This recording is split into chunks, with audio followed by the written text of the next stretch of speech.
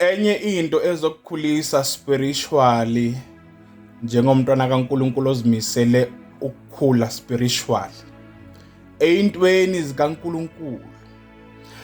Kwamele uunderstand ukuthi uma ufuna ukukhula spiritually uunderstand ukuthi kwamele ube umntwana kaNkulunkulu from January to December. Uzokhula ke lapho spiritual. Kungabi nenyanga ongayisebenzisi ukubenefit uNkulunkulu. Kungabi nenyanga oyisebenzisa ukuhlubuka. Kungabi nenyanga oyisebenzisa ukwenza into zezwe.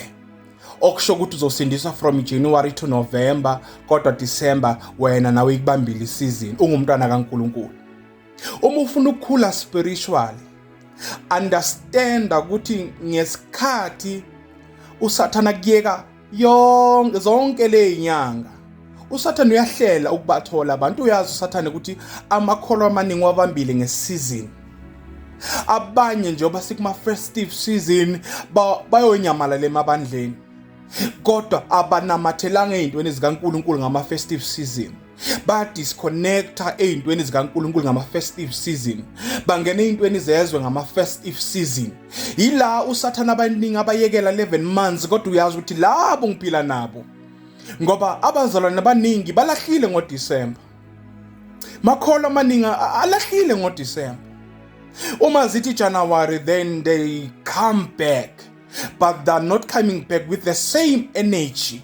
Okusho ukuthi lo muntu ugcina ukusindiswa ngoNovember, December wangena ezintweni zezwe. Lo muntu uzama ukupick up ke now, try to pick up. Uyabona uma ufuna ukukhula spiritual, avoid inyanga kaDecember uyitshele ukuthi inyanga special kwamele sijabule nawe akusho phela ya vele noJesu waguqula amanzi awenziwa yini. Izinkulumo zamakholwa ziyashintsha ngoDecember. Izinkulumo zamakholwa ziyashintsha, inkulumo iyashintsha uyive ukuthi akuyona inkulumo kaNovember le.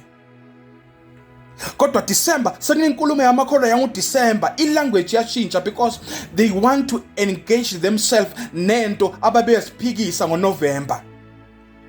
Uma ufuna ukukhula spiritual understand ukuthi usindiswa from January to December. Ungabi distracted by the season ngoba uSathana abaningi ubagolile, ngoba uSathana abaningi ubathethe. Uma bebuya January they have dropped the energy. Abanye bebasakhula spiritual, asakhona ukukhuluma izilimi, asakhona nokuma phambi kwabantu, asakhona nokuthandaza, asakhona nokuyizilela ngaphandle komfundisi kodwa lento idrophe ngoDecember konke kwaflasheka. Then you are going to grow spiritually if you engage yourself. Ukubona inyanga kaDecember ikube inyanga nje yamakuku, kube inyanga nje yodilinki, kube inyanga nje uyiswimela, kube inyanga nje yokuhlangana nomndeni, kube inyanga nje yokuhlangana nabangani. Kodwa wazi kahle ukuthi ngihlanganyela nalabo bantu kodwa elokhu iflag kaJesu ngisayiphakamisile, elokhu nangoDecember ngisasindisiwe. Ngihamba zonke lezo indawo kodwa I'm still the child of God.